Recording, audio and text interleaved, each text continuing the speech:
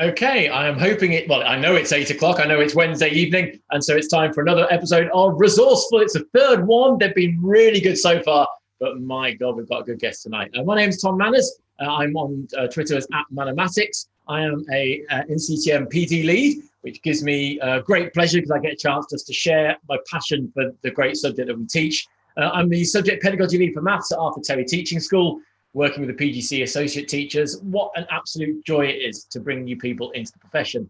And these two roles combined, as well as my work with the NCTM as a teaching for mastery specialist, all of that combined with getting to visit schools as a consultant, I love being across what's current, what's exciting in maths education. And we're so lucky that so many people share so many good resources.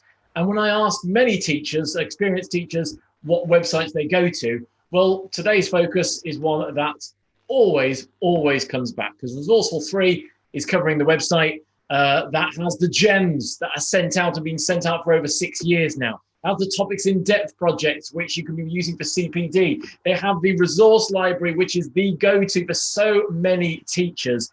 The problem is, I actually feel underprepared for today because this website has so much going on that's why we need to focus on it. So come on down, Joe Morgan of Resourceaholic. Dun, dun, dun, dun. Thank you, Joe, for giving the time for this as well. I know the football season just started, but you were happy to come talk maths anyway. I love talking maths. It's my favourite thing to do. And I mentioned a moment ago that when I ask teachers what their favourite website is, I do this regularly with my trainees. So producer Adam, get on here. Hello. I'd only known you a few weeks when I joined the school, but I said, look, do you mind recording something for my trainees? And I used the first piece of advice. The first piece of advice was get yourself onto Resourceaholic. And that is, we haven't planned that. That is genuine advice. I think it's such a good website. It's my go-to. So literally every single morning, straight onto it to find all the different resources, and it's a fantastic website. I love hearing that. Thank you, because it's a lot of effort, and sometimes you sort of think, when you sort of put a lot of effort in something, you think, actually, is this worth the effort? And I think even if just kind of it helps a couple of teachers, then it probably is worth the effort. Honestly, 8 years of teaching now, and I think I found it maybe 2 or 3 years into teaching. And I was like, why have I been spending hours trying to find things when these are the best of the best? That's how I treat it anyway. I treat it as that's the best of the best for all the resources. So well done, Joe. It's fantastic. Thank you. I'm pleased to hear it. Well, to remind everybody, you can send lots of thank yous to Joe if you like. We're looking across Twitter, the hashtag resourceful, or just use my name or Maths Gem, of course, is known by 40,000. How many followers? No, I think it's 32,000 or something. I'd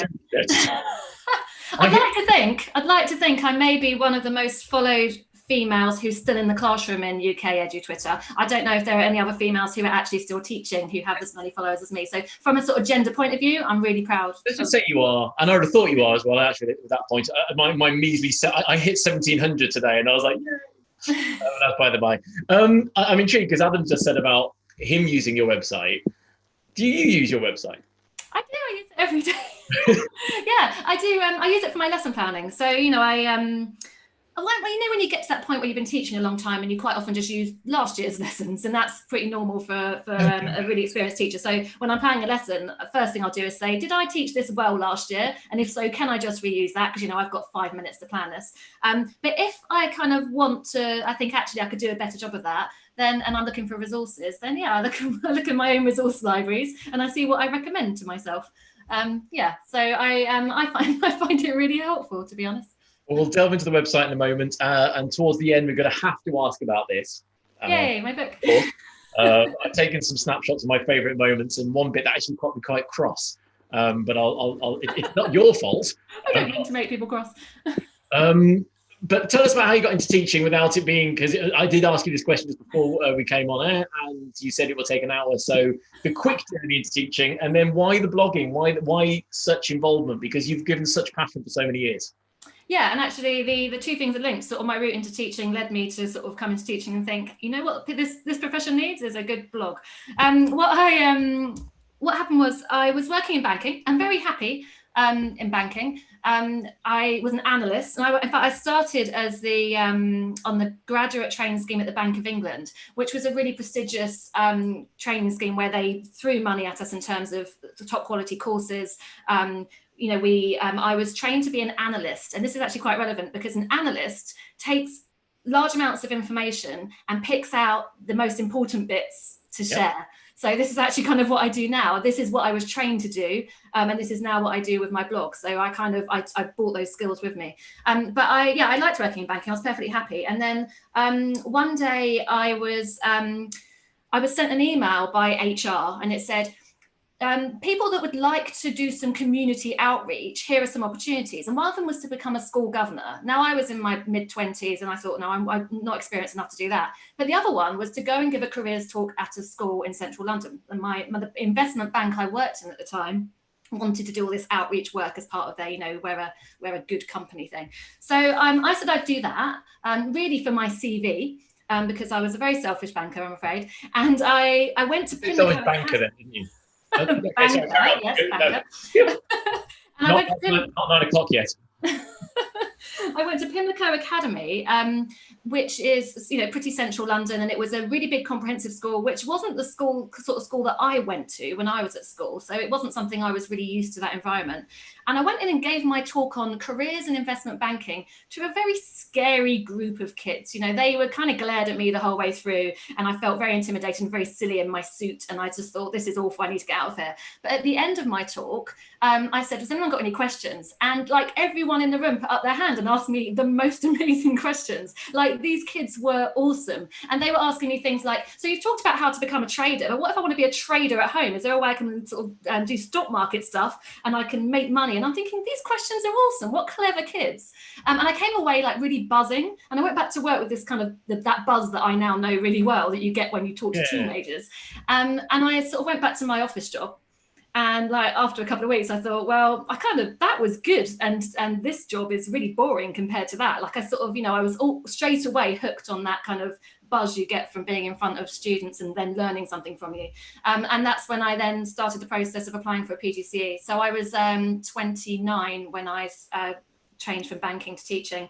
And I regret it regularly because life was so much easier then. You know, I earned a hell of a lot more money with a much easier job, and I used to go drinking at lunch, and I used to go clothes shopping at lunch, and I used to have a great time. And now life is really, really tough. But obviously, the best decision, because I love teaching maths, and it's all highs and lows now, whereas banking was just this kind of constant monotony, whereas, you know, teaching is roller coaster, isn't it? And it's more fun.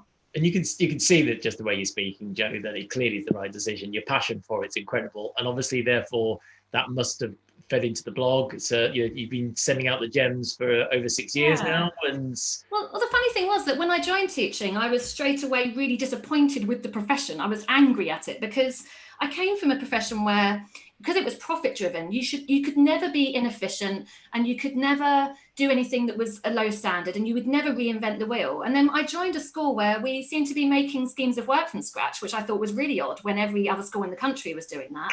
And it annoys me. Yeah, it actually, I was shocked by it, absolutely shocked. And I was like, I can't believe this is how education works. Like, why are we making a PowerPoints and resources? And why are we doing all this stuff? And why are we having discussions in our team meetings when there's like all these thousands of schools in the country doing the exact same thing as us? And it made me really cross to the extent where I almost left teaching pretty early on, because I said, this is just nonsense. This whole profession is nonsense. So instead of leaving, I thought maybe I'll try and help it, or maybe I'll use my sort of analyst skills and do something that I think will sort of improve the collaboration between schools. So I'm sort of doing a little bit to try and help that, and that was just through frustration at, you know, I was seeing things on the internet. I saw the blog started because I saw a method for multiplying matrices, and I thought, it's really stupid that other teachers don't know about that. And then that was my first ever blog post, was about this way of multiplying matrices. I was planning an FP1 lesson and I found it online. I just thought, why do other people not know about this? So yeah, that's how it started. It was really just this sort of frustration with the fact that I'd seen something and I wanted other people to see it too. Well, it's awesome you have stayed in, because you have made such a difference. You said you made a small difference. You haven't, Jo. You made a big difference to so many. And I'm really looking forward to today because, again, I know I said it earlier, I feel underprepared because your website's got so much. So if you want to take the screen, should we dive into it? I'm almost happy to just go in your direction as to which areas you want to share first. I'm really chuffed that you do use your own website, because that'd be really funny if you're like, no, it's rubbish. The thing is, I use it in quite a lot of ways. I mean, I use the resource libraries, which I'll show you. But yeah, I use you said the gems post, which I've been writing for 6 years. The whole idea with the gems post is, when I see something really cool on Twitter, like a resource or an idea or anything like that, or even like a bit of subject knowledge stuff, I'll forget it if I don't record it. I don't know how other teachers remember these things. And so I record it in my gems posts. And that means that I don't forget these things. So it's like a big library it's almost like this is the maths teaching stuff in my brain that I've just kind of laid out on a blog. So, I mean, I know we spoke briefly beforehand, but maybe you mentioned the gems post there. So how do you use those in your resource library for planning your lessons? So what would be your day to using them? And then hopefully that'll give us a bit of an insight into the website as well. Okay, so I mean, if we the thing with the website is, if you look at the sort of front screen, and this is looking at it on a desktop, and it looks totally different on a mobile. When people see it on a mobile, they don't see all this cool stuff down the side, which is all just like, to me, this is all the really best stuff. You can't see that on a mobile if you don't turn it to a desktop view. But if we start with the stuff along the top, so these are resource libraries. And if you're on a mobile, this comes up as a little scroll down menu. And let's say I'm planning a lesson on, surds, for example. I picked that because I love surds. Then I suppose, I'll sit down with my kind of blank PowerPoint. I'm very much not a user of other people's lessons. Like I can't take someone's pre-written lesson off the shelf and use it. I just can't do that. It's really bad delivery when I try and do that. So I do plan all my stuff from scratch. I normally use stuff that I've used in previous years, but if I don't have something good from a previous year, then I might come along to my number library. Obviously, I've got an idea of what I want the sequence of lessons to be about. Obviously, I don't start with resources and you see that I've gone to the number library there, and I've got those links at the top, and one of those links is surds, and then it takes me down to basically all my what I think are the brilliant surds resources of the world, and there they all are. So if I was thinking, well, I'm going to be planning my lesson today on, let's say I've got a rationalizing lesson to plan, then I can see I've got some rationalizing resources down here that I'll have a little quick scroll through. And I suppose the point is that I can see 4 or 5 resources there on rationalizing, and it saves me Googling it and getting a load of rubbish come up and spending ages sorting through. So really it's an efficiency thing, and it's a quality. Now, I can't guarantee everything on here is brilliant quality, but I try and put things in that I've used myself. So, I try and these are recommendations, or they're things that I think are pretty good, and that I would want to use again in the future. And what this website does. Go on, Adam.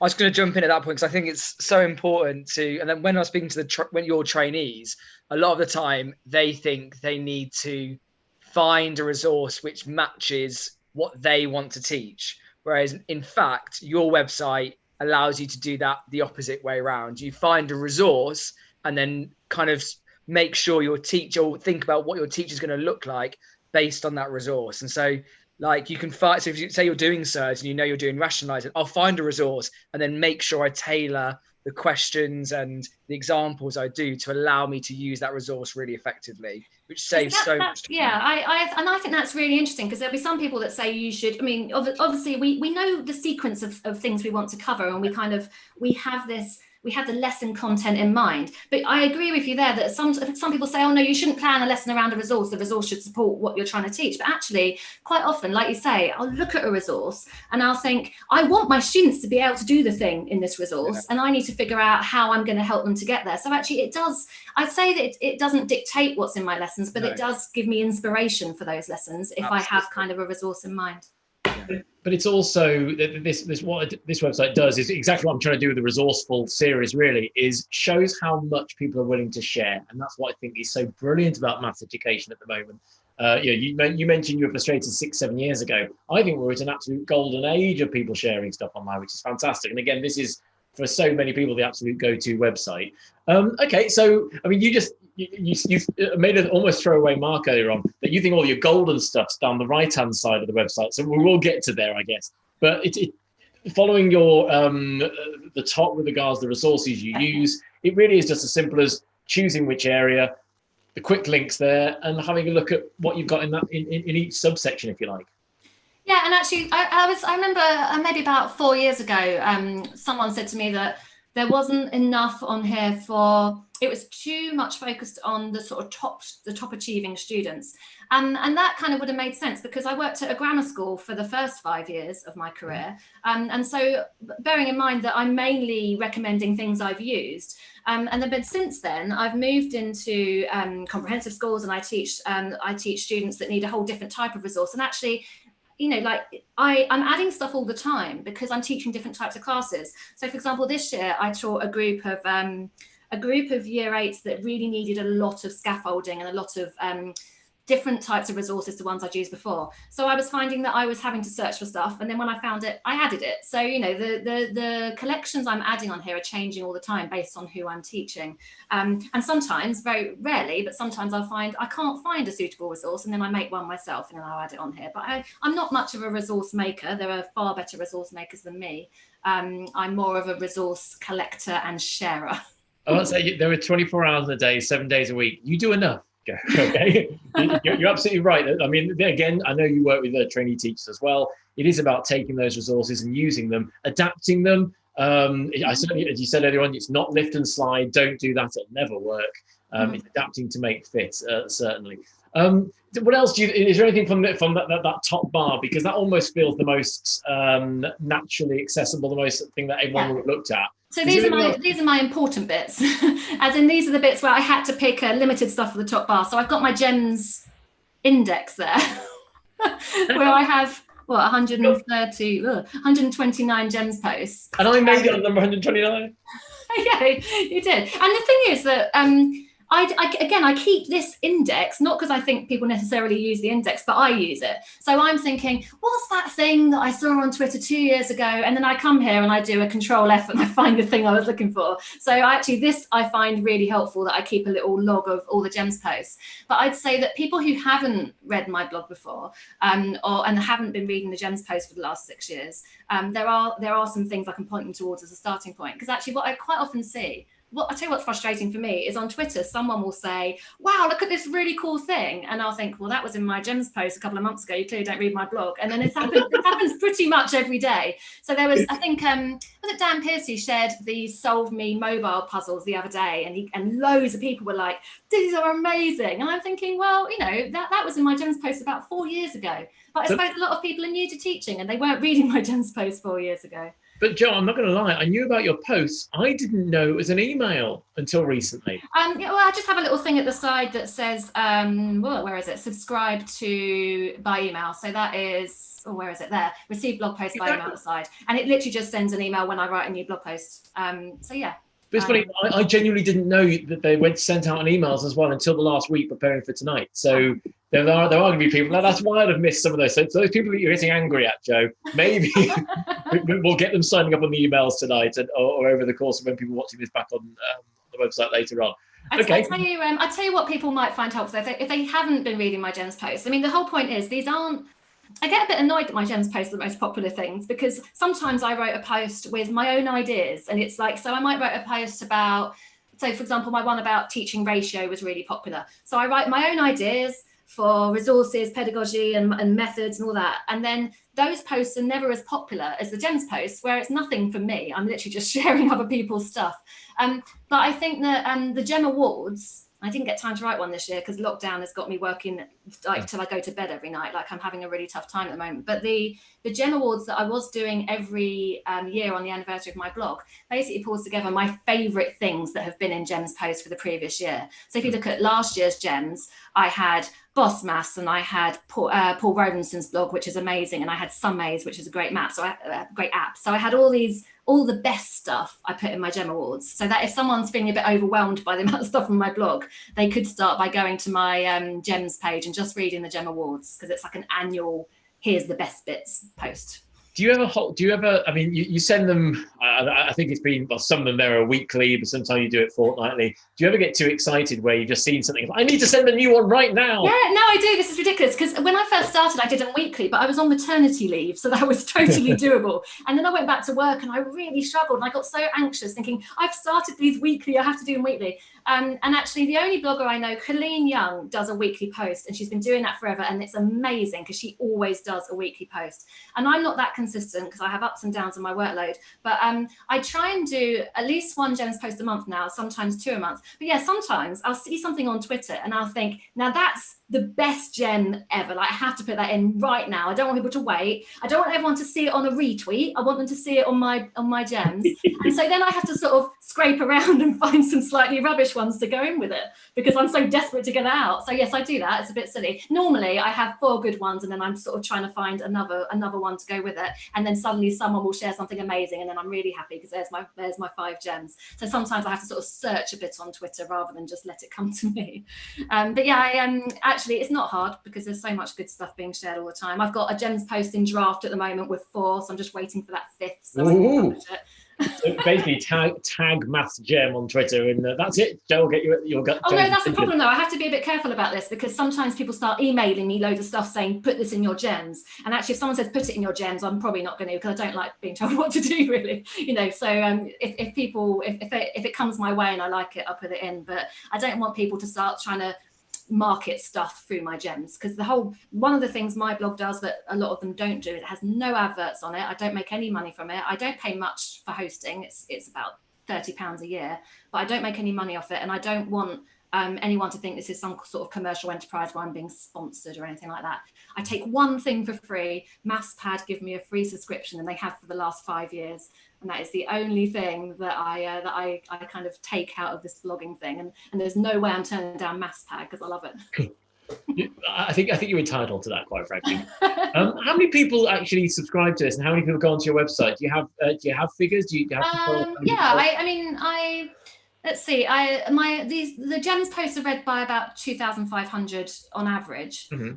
I don't know. Actually, I haven't looked in a while to see how many people get them by email. I think that's about 1,200 get the email. But yeah, I think there are some posts that you're gonna see it now because I'm gonna have a look. My Don Stewart post had about 4,000 views. Mm-hmm. But my during term time, so like today, 5,000 people visited or viewed the website. But this is different to normal times, obviously. In normal term time, I get about 10,000 visitors a day. And given that, and that's really low compared to websites that have stuff for students. So if you look at, say, for example, Dr. Frost, he gets, and Corbett Maths, they get huge amounts of visitors because students are going to their websites and because teachers are using their websites like in lessons and stuff. Whereas mine is like, you know, teachers sort of come maybe log in the morning and get some resources off and teachers might visit just to read one of my blog posts. So I don't have numbers like those other websites have. But still, the sort of 10,000 a day I suppose is quite a lot of people looking at my blog, I suppose. I haven't really got anything to compare it to. I don't know. It's a lot of people, Joe. Don't put that down. So tell us, then, you said the gold, and if I use those words, you thought that there's some really golden bits that you don't think people know enough of. So tell us what you think more people should be aware of, because you've got so much going on there. I do. I have got a lot going on, and I try to keep it really minimalist. Like, I'm really conscious of having a sort of pretty blog, so I don't like it to be crowded. But I've got this extras menu down the side. I mean, actually, if you look all the way to the bottom at the side, I've got things like every time I've done a podcast with Craig, I've got that linked, and various other things. But the menu at the top that I call the extras menu is the one with all the like hidden loveliness in it. And quite often people ask me questions, and I just go straight to that and send them a link. Someone asked me today about someone tweeted me and said, is there a list of all the misconceptions in maths? And I was like, well, that would be amazing. There is no list of all the misconceptions, but I do have a page on misconceptions. It's on my side menu. Here it is. And it links to various websites and documents that are a good reading on common misconceptions. So, you know, I normally have an answer for everything because I've got a blog page on it. But interestingly, I'll show you, years ago, I tried to start a misconceptions blog. This was like 5-6 years ago. So here was my misconceptions blog. And this was a really lovely idea that just never happened because I didn't have time. And the idea was people were meant to spot a misconception in their students' work, take a picture of it and tweet it to me or send it to me. And then I'd put it on this blog. And then I'd tag them by topic. And then if you're teaching, say, expanding brackets, then you'd be able to see the common misconceptions for expanding brackets just by looking on this misconceptions blog. And that's really helpful for new teachers who don't, I mean, if you look at this misconception, I know you can't see that very well, but this is one where the student has, instead of multiplying the two numbers in the brackets, they've added them. So like these sort of things that we see all the time, but if you're new to teaching, you might not have thought of that. Anyway, I wanted to start this blog, and it was ridiculous because at the time I was trying to do a million things. So I abandoned it a long time ago. I love that though. That is, yeah, I thought it was a great idea. And the thing is, this is the sort of thing that I think, you know, when I joined teaching, I was like, what do you mean I just have to chat to experienced teachers to find out what the misconceptions are? What do you mean I just have to be experienced myself and figure out the misconceptions? Why isn't there a book of these? And actually, since then, there have been more subject knowledge books. I mean, Ed Southall was one of the first to write a maths teacher's subject knowledge book, and Yes, But Why? And that has a lot of stuff on misconceptions in. But I generally feel like there's still no place for a new teacher to sort of, before they teach a topic, to say, what are my students going to get wrong? So it's a shame I had to abandon this website. I literally just couldn't cope with the idea of doing another website. But then I tried to introduce a hashtag. I think it was misconception chat or something like that. And the problem with that is when you share a misconception, the interesting thing about misconceptions is that when you start teaching a student, they've had years and years of other teachers before you. Yeah, so they've had all their primary school stuff, and then they might have had a year 7 teacher and a year 8 teacher. And let's say you get them in year 9 and you go to teach them a topic, and you sort of do that little bit of assessment at the beginning where you maybe give them a lovely question and you have a look at what they already know. And you see this horrific misconception where they do something that makes you go, oh my God, why do you think that? And then you go onto Twitter and you say, this is really interesting. Like, look at what my student did. And then you get loads of people say, well, you've taught it badly, haven't you? And it's like, I've just taken your student on. This is not my teaching. This is years and years of accumulated misunderstanding, or it's a previous teacher who's taught it badly. I don't know. But the problem is that's what stops people sharing stuff on Twitter. Like, it stopped me from sharing misconceptions regularly, because I'd have some people say, you shouldn't be sharing students' work. What are you doing being mean about the student? It's like, no, I'm sharing it for like a learning experience for other teachers. And then also I got sick of people telling me that I must be a bad teacher because my student doesn't know how to do this thing. So I think misconceptions is we should share them more, and I did try. Well, do you know what? I hope that's something that someone will be watching at some stage, when if they're watching it live tonight, or if another time, to actually say, do you know what? I'll take that on if they get in touch, because you're absolutely right. There are photos I've taken. I use them very regularly. I remember one very particular.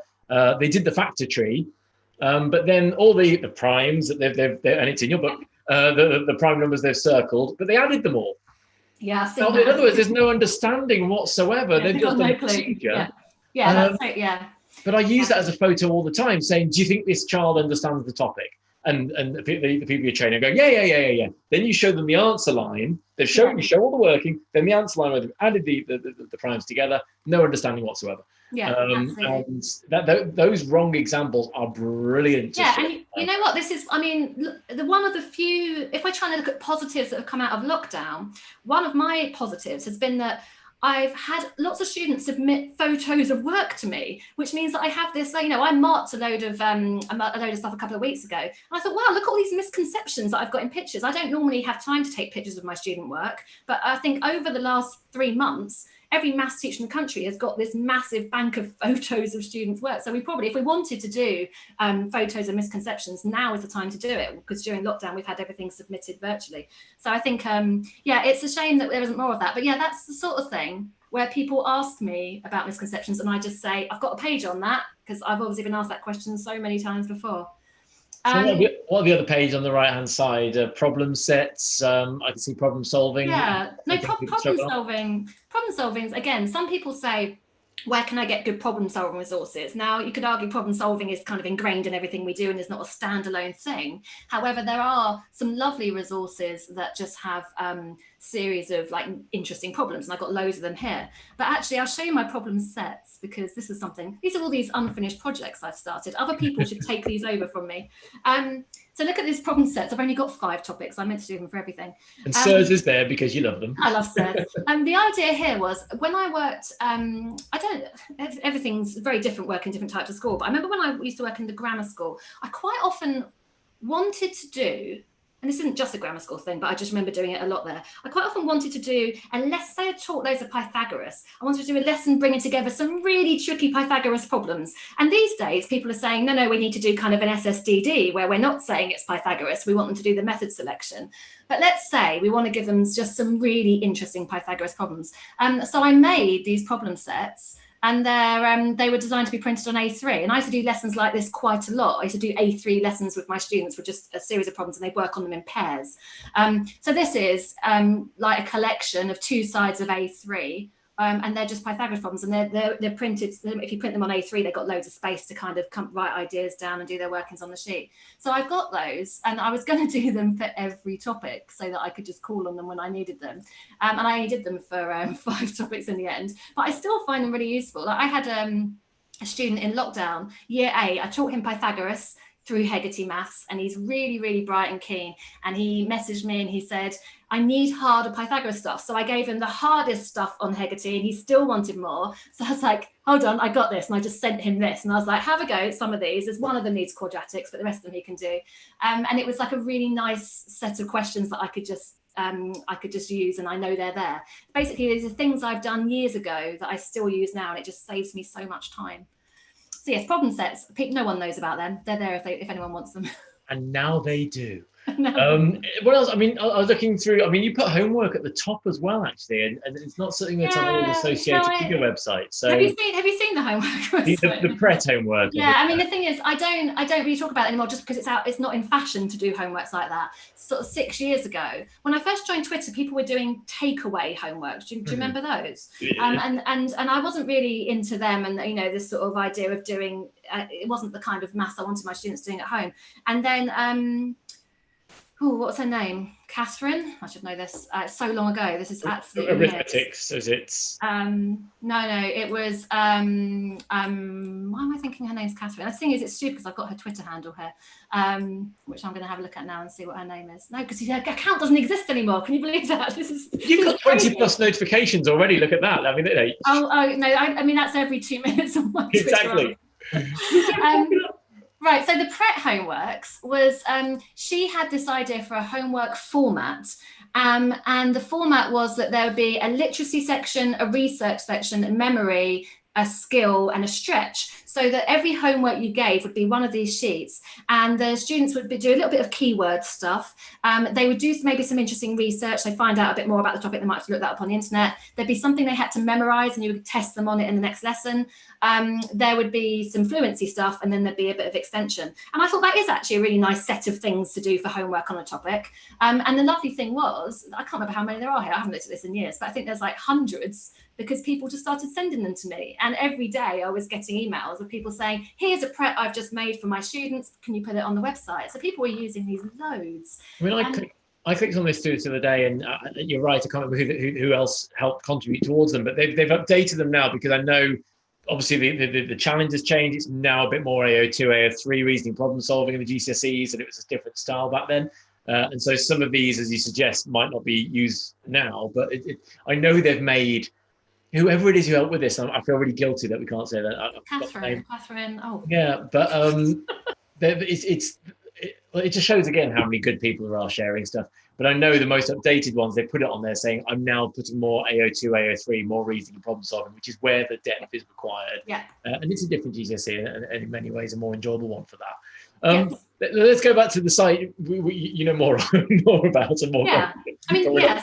So I'll show you a couple more bits. So there's I mentioned to you about classic resources, and this is one of the things that you can access on the right hand side, and that's to do. Oh, actually, gosh, I've got so much to talk to you about here. Hold on, I need to figure out an order for this. We'll talk about classic resources when we talk about teacher training. Displays. Okay. I'm literally going to show this for 1 minute, but the amount of times people say to me, I've got to just put some stuff up in the corridor for open day. I know classroom displays are apparently not in fashion at the moment. But Craig's not a fan, is he? Huh? Craig isn't a fan, is he? He's not a fan, and I don't necessarily agree with everything he says on that, and Craig will be cross if he hears me say. He's probably not listening now, so Craig, I don't agree with you. He knows I don't agree with him. He actually, I tell you what makes me cross with Craig is that he was doing the keynote at MEI last year, And I was in the audience, and he was putting up examples of displays saying how bad displays are. And he put up one of my bloody displays that I designed. It was like, Craig, I spoke to him afterwards. You know that was mine. Like slagging off my display in front of hundreds of people. But this is quite often I get asked about displays, and I've put all my favourite ones here. That pie one, I love that. I put that up in a corridor once, and it was so nice. Such a bright display for a corridor. And the whole point is students are meant to stop and say, wow, look, that number's really long. And it's just meant to spark conversation. What a nice idea to do the colours with it, to show that there's no pattern. Because I've done pie walls in school, but to show the colours actually really makes it stand out. That you're right. Yeah, there's an 8. Hold on, wait. There's an 8. There's an 8. There's 3 8s quite close there. Yeah. And it suddenly shows the beauty of the number even further. That's really nice idea with the colours. Yeah, I mean, I like the idea actually of having this one in a long display, or like a long top of the corridor, so it's really, really long. Because I've seen other ones like that where people have them kind of sort of snaking around their classroom walls. But yeah, I think displays are something that are a horrible, time-consuming thing for teachers. So if I can save them some time by them not having to search for them, then yeah, my displays listings are there. I'll just mention maybe one other along here. There is so much there, and I know I'm determined these things stay less than an hour. So every time I speak, I'm trying to make sure I'm focused. Okay, I'll just remember. You choose. Go for it. It was just the historical maths textbooks, because obviously this is something I have a massive interest in. And what was really interesting was when I started, I only knew about these online ones because someone tweeted me and said, hey, have you seen this really good textbook from the Victorian times? And I was like, this is amazing. And people often say to me, where can I look at these textbooks myself? Because they're really expensive. And actually they're not that expensive if you get them from 8 books. They're like about £7 or something for a standard old maths textbook. But you don't have to spend any money because they're all online. So I pulled this page together of maths textbooks from the last couple of centuries, and they're all online. And this, I think, is maybe useful for people doing research, or, for mathematicians in universities. So this is probably the only bit of my blog which is for maths teachers, but also other people who genuinely just want to do some research into mathematics. So yeah, this is something I'm really proud of, because I have a few things on my blog that, as far as I know, don't exist anywhere else in the world. And I think my collection of links to old maths textbooks is probably one of them. You mentioned teacher training, because that's what I do as well, and I think that's then wants you to lead you towards your classic resources page. Yes. There's other things you think are important, so do tell us about those. So I was talking to you earlier about your teacher training. You say you get 20 afternoons a year of maths training, which is amazing. And the thing is, when I was a subject lead, I did that for 1 year before they sort of redirected me towards other roles. And the thing, I got 5 days with my trainees. Ooh. 5 days in the entire course for them to learn how to be a maths teacher as opposed to just a teacher, to learn the maths bits. And it was so frustrating. And I think one thing that I found difficult was I felt I can't put my 5 days that spread out throughout the year, I can't put my resources session first, because I'll be criticised for the fact that resources aren't the most important thing. I know that, they need to get their explanations right. They need to think about all sorts of very important things. However, when they're training, they're put in front of classes pretty early on, and they spend forever planning lessons because they don't know where to get the resources, unless they're in a school with textbooks. So actually what I did was, I think my second of my 5 sessions with my trainees, I did it on resources, and they were so grateful that someone had actually shown them where to get this stuff, because they're trying to plan all these lessons and they just didn't know where to go. So anyway, the classic resources is something that I was a bit worried would be lost with the fact that a lot of teacher training has moved away from universities now. Because when I did my PGCE at King's, and the only resources I remember being told about was the standards unit. And I think I have 3 of these big boxes now. I don't know where I keep getting them from. I had the standards unit, and we were told about Enrich. And I don't actually remember being told about any other resources at all. And then I joined a school that used textbooks and Tentix. So from my perspective, the only things I knew existed were lovely, lovely standards unit, which I used for card sorts all the time when I was in my first few years. And then I used textbooks and Tentix, and that was kind of everything really. And occasionally an Enrich problem, but I always found them so hard, and So anyway, I a couple of years into my teaching, I discovered CIMT, which is like one of the best websites ever, and I use it all the time still. But I think a lot of new teachers don't even know it exists, and it's amazing, and it's so usable. And so what I did in this post was I just sort of brought together those things that I was worried that new teachers won't hear about. So for example, the wonders of the standards unit, which are so good, not just for like the card sorts and stuff, but also that, you know, look at this example where they've suggested good questions to ask using mini whiteboards, like all that kind of thing. It's all in the standards unit and it's all incredible. And it really worries me that new teachers just won't be told that these things are there. Teacher Resources Online, Frank Tapson's website, it's awesome stuff. I mentioned TES on there, and I mentioned a few of the good authors on TES because at the time there was a lot of anti-TES stuff going around, and I still think there's loads of great stuff on there. You know, it's not nice to write off TES because some people started stealing resources. All my stuff's on TES, and it's a good place for a new teacher to share their stuff. And then of course the lovely Rich. So yeah, I did worry. I worry that everyone's getting such different experiences of in their teacher training that some people will enter the profession having never heard of the classics like CIMT or even Don Stewart. You know, to imagine sort of teaching for a long time and not knowing Don Stewart exists. So yeah, that's why I created this is a blog post on classics. I know we'll talk about Don Stewart a little bit later on, actually. Now, I know the answer because you emailed it me, but the most viewed blog post on your website was quite interesting. So could you tell us what it is and can you tell us why you think it is? Yeah, now, I mean, all my resource libraries have been viewed a lot more than this, but my blog post, and actually you can see it down here, most popular posts, my top one is my revision resources for GCSE, which has had over 100,000 views now. And the thing is with that is that people keep coming back year after year because it's still a really helpful list. I pulled it together in the first year of the new GCSE to say that we need some new resources because we've got a whole load of new topics in there. And I do adapt it a bit every year and add new stuff.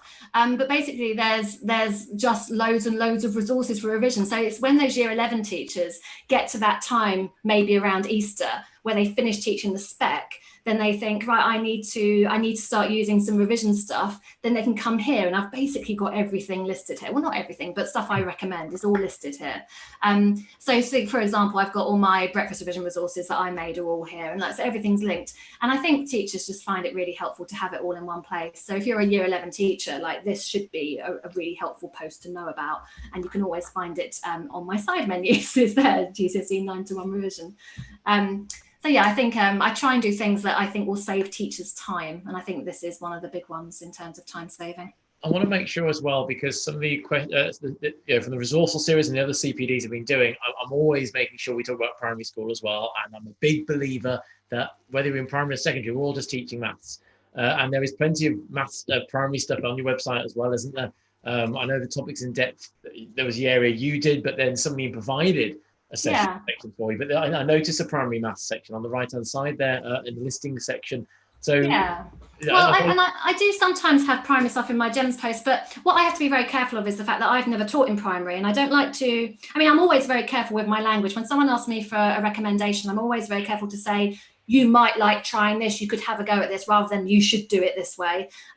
So I'm always a bit cautious with sort of saying this will definitely work, but I feel even more cautious saying what will work in primary, having never taught primary myself, apart from of course the last 3 months teaching my 2 children, which is like, oh my god. But yeah, I specifically say it's a secondary blog because I don't have experience of teaching primary, but you're right, there's plenty of stuff that would be useful for primary teachers. The primary page on the side menu is literally just there because a few people said to me, is there a primary version of your blog? And my answer was, I don't think so, but I can put some links to useful blogs and resources. So now what happens is if someone emails me and says, is there a primary version of your blog? I'll say, no, but here, look at this page, and I've got some helpful links on there.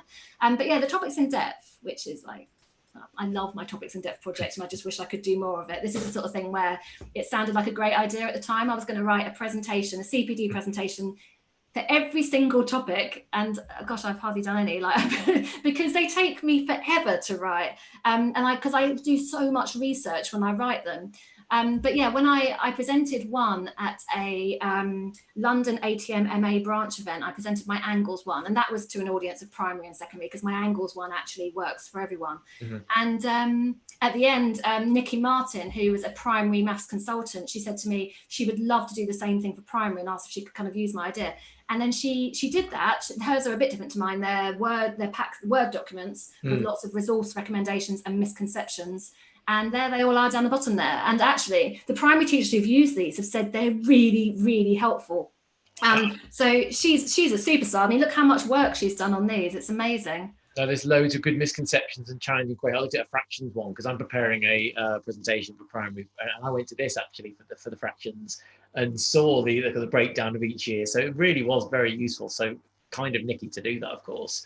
I've also noticed something I've not seen it before: school trips and in-school enrichment. You really have thought of everything. Well, I mean, these are, sometimes I write a blog post. So these were just blog posts, and, you know, I write blog posts on all sorts of things. But these were blog posts where afterwards people ask me so often, oh, have you got any recommendations for school trips? And I kept sending them to link to the blog post. So if something like keeps being asked, then I put it on the side menu.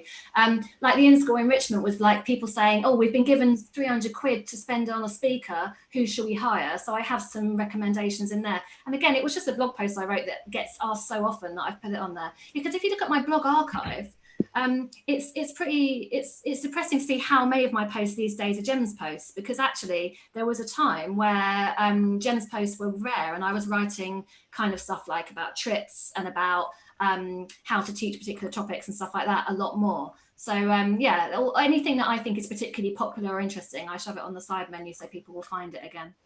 Adam, is there anything that's anyone's been asking at any stage, or any kind of conversations been going on with the chat? Is there anything that's... Well, firstly, I think it's Catherine Forster. Oh, Forster, that's it. Thank you. Lovely. There you go. So somebody's mentioned that.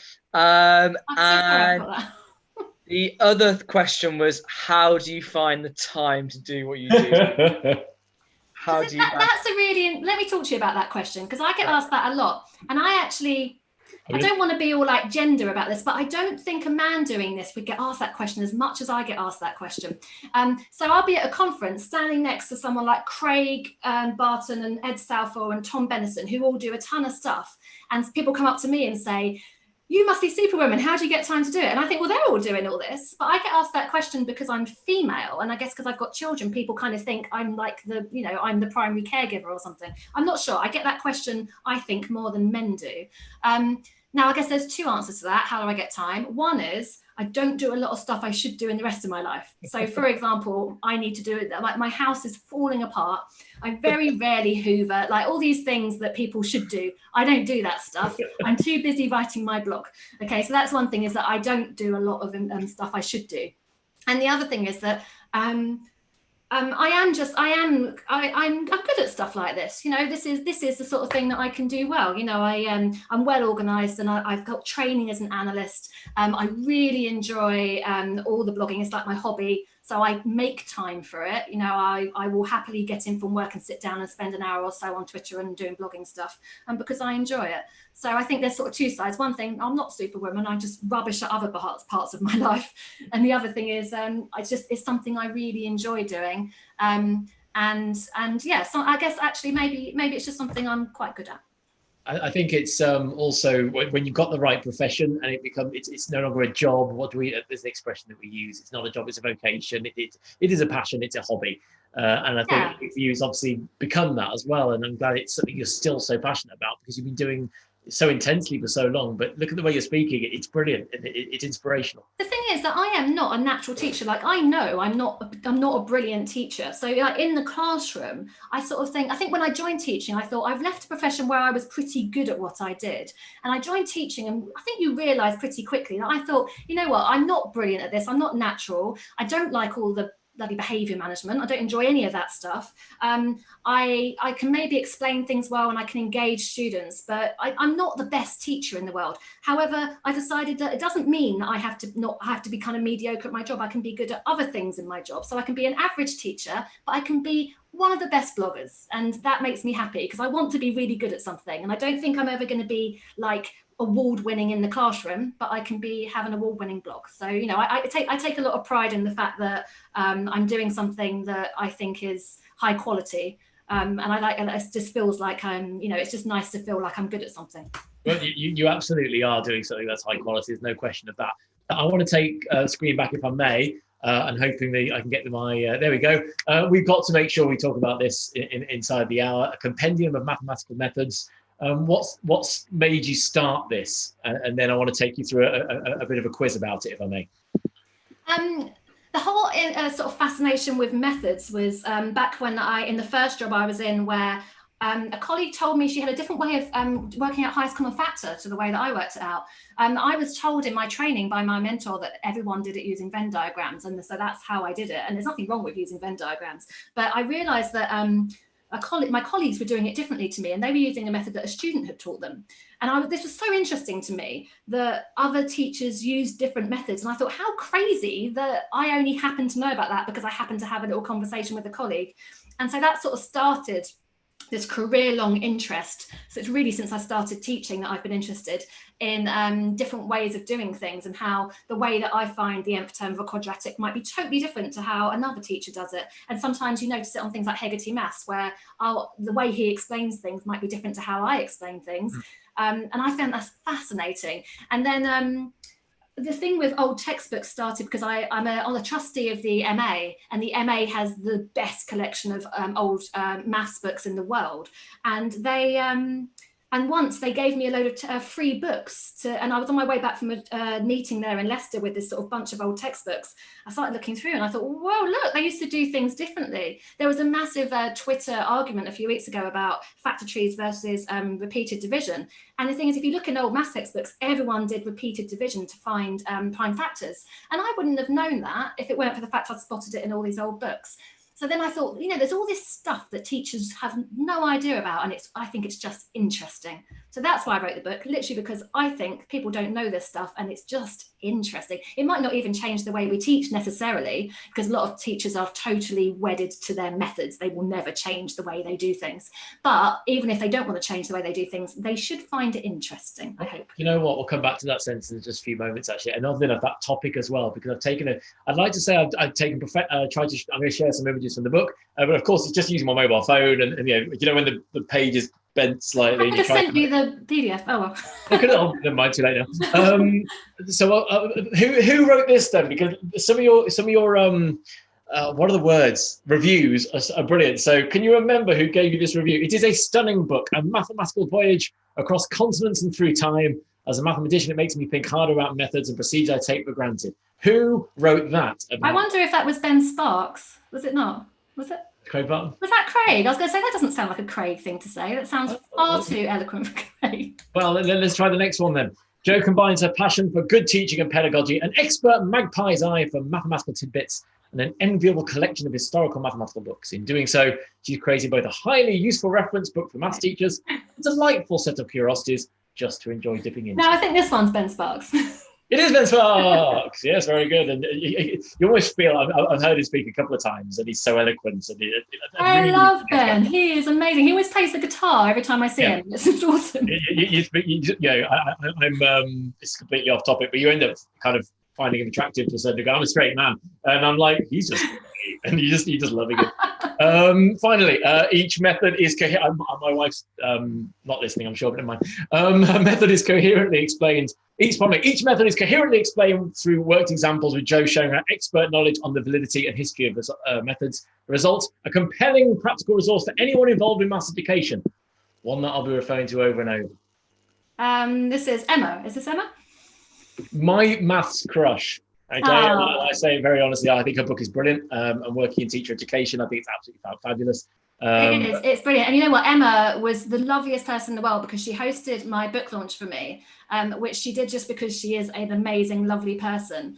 And I just think that, there aren't many women doing things in maths education. And for her to kind of support me like that just was awesome stuff. Like, we need to be supporting each other.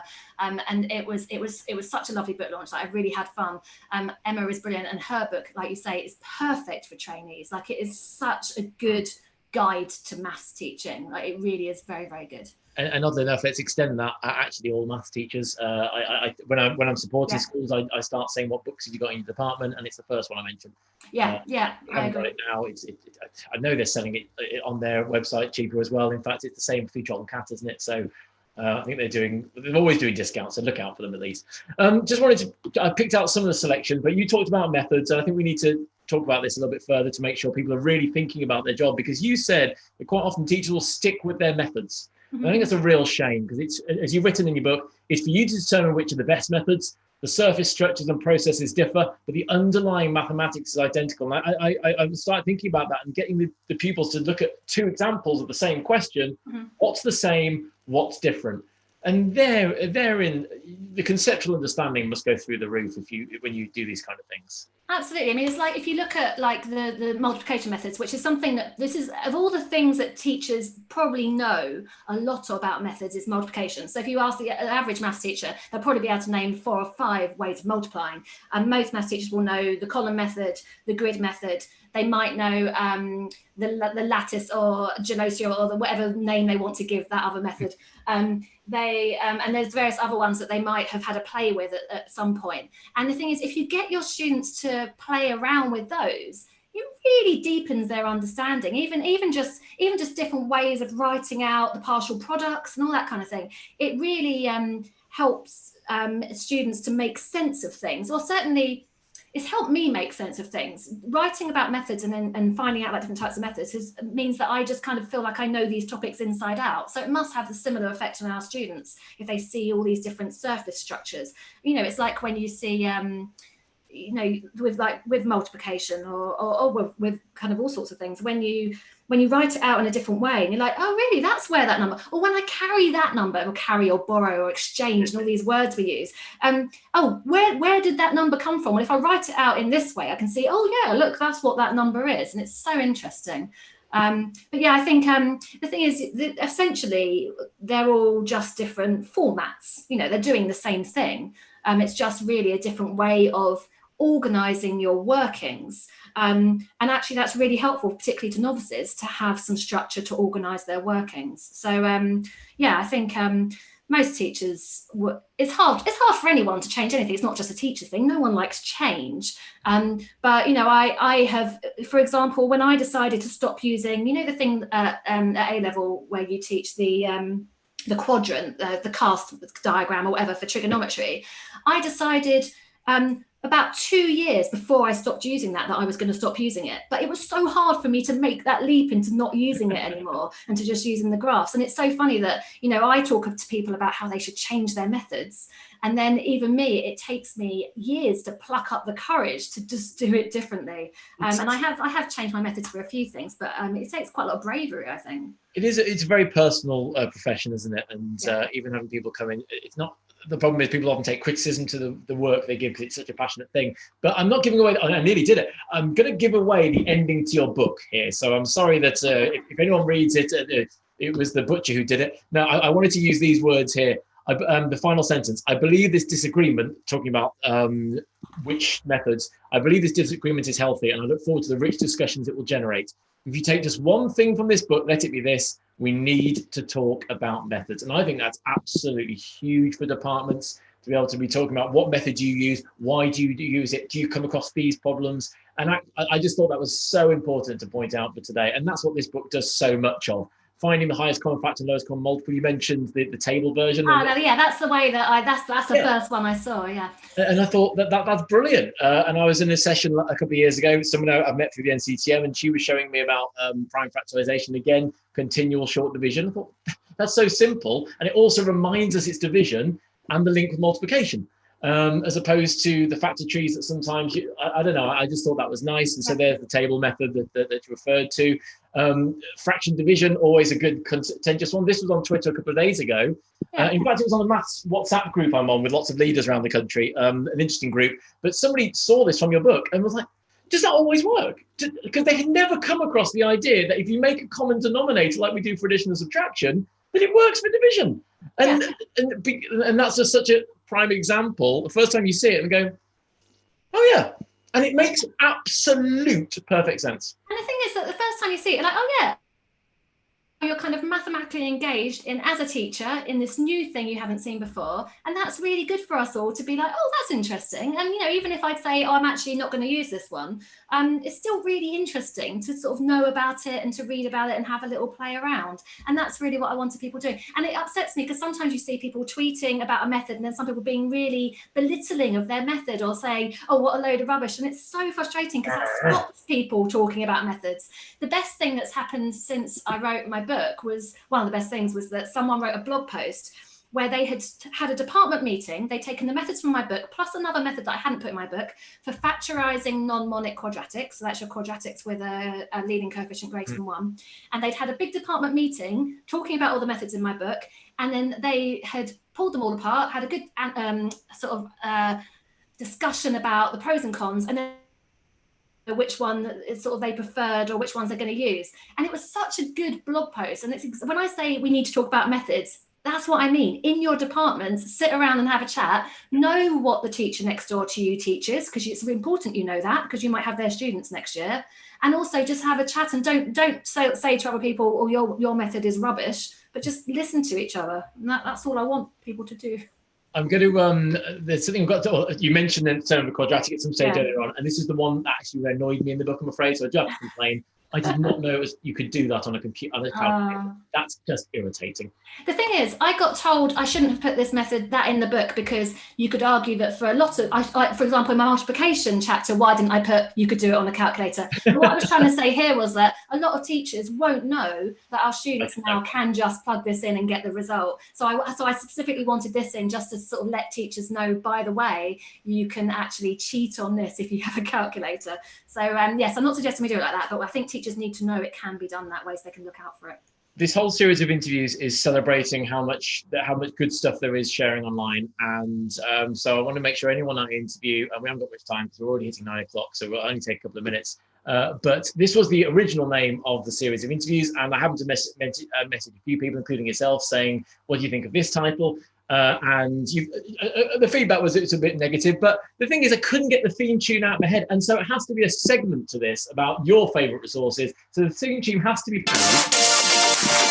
There's some mess that's been on my mind. It's all online, no textbook required. And you have to do the last bit. Yeah. Brilliant. It's superb. I'm not anti-textbook. I simply love how much is shared online. I want people to think about the resources they use. And clearly, Joe, you are the epitome of thinking about great resources. So the question for you, with my studio covers there, what are your favorite online resources and why? So you told me just before we started this evening. So let me go to the first one here. You chose MathsPad as one of your 3 choices. Can you tell me why? I love MathsPad because it's, well, at the moment I just teach Key Stage 3 because I made this unusual move of abandoning all my GCSE and A-level teaching, and I'm just teaching Year 7 and 8 in a brand new school this year. And I use MathsPad literally every day. Like every lesson I teach where I think I really need a good resource for this, I actually check MathsPad before I check my blog. MathsPad is not linked through my blog because it's not free. My blog only links to free resources. Yep. So I always check here first. And I've only just realized that all their interactive stuff where students can watch a little video, complete a task, and then I can see how they've done, would have been something I could have used during lockdown. Obviously, I've got Hegarty Maths, but actually this is like perfect lockdown stuff, the interactive things. I don't use that stuff, but I do use the worksheets every single day. They are smart and they're rich tasks, and they're really good quality. They're really well laid out. So I mean, some of their puzzles, I use quite a lot of their stuff for extension work, like the lovely little puzzles. I just think it's brilliant. I mean, you've got it as well, haven't you? Yeah, as a school, and I can't say I knew it until I joined Arthur Terry, I'm not going to lie. But I know that Adam, my head of department, is a massive fan of it. This next website, I was fortunate enough to meet Don this year, and I'm so pleased I managed to have a photo with him, and I took some of my trainees with us, and it was just brilliant to be there. Don Stewart's Median website, which I'm hoping we'll do a session on. I've already asked you if you'd take part. So I'm not putting you under pressure. I've asked you before, but I want to do that when we come. I'd love to talk about Don's resources. Absolutely. So we'll do that in the autumn term when I carry on with this series. Why this website in particular, though, at this stage? I use, the thing is, what I like about Don's resources is that quite often, I mean, his resources are all rich tasks and there's all sorts of things on there, but quite often you'll get a nice fluency thing with a really good kind of extension thing, or something where they can really get stuck in and think. So I love the way that it builds fluency, but it's also always got this kind of bit where they're actually going to have to stop and say, hold on, stop following procedures and actually let's think about this. And I love the mixture of that on most of his tasks. There's just so much gold on this website, and There's been times where I've just been totally stuck for a resource, and I look on John Stewart and I think, he nails it every time. Everything he puts on here is exactly what I need. But yeah, I'd love to talk about his website because I really want to do that in the autumn term. Absolutely. The final website you've chosen, and he's on my contact list to be a part of this series. Boss Maths. Tell me why. So yes, I mentioned to you earlier that Sadiq emailed me a couple of years ago and told me about his website. At that time, I think it was pretty much unknown. And I looked at it and I was like, whoa, this has got so much amazing stuff on it. And so I blogged about it, and now everyone knows about MathsPad, and it's so good. It's free to use most of the stuff on there. You can subscribe, and then there's all this extra stuff. I don't have a subscription at the moment, although I'm thinking about getting one, because actually the stuff I use on there is amazing. But for every single topic, there's a lesson for every single topic. Very easy to navigate, very easy to use, and the lessons are really carefully written. There's the examples and non-examples, and there's the very cleverly written questions and extension, and it's just he's really smart. He knows how to write a good maths lesson, so I kind of steal bits from those lessons for my lessons. I think I came across Boss Maths, actually, I don't know, from one of my trainees. And they just shared this question. I thought, that's a really good question. And they told me about Boss Maths. And that, again, is exactly why this series exists, because there is so much online. And there is one person who does the biggest amount to share that with everybody, Joe, and that's you. So as I've gone over the hour, I could easily have gone till 10 o'clock, but if not longer, because you're so passionate about what you do, but you do so much. And on behalf of everybody, thank you very much. On behalf of me for doing this, thank you very much for giving up part of your Wednesday evening. And keep them coming. Keep them coming, please.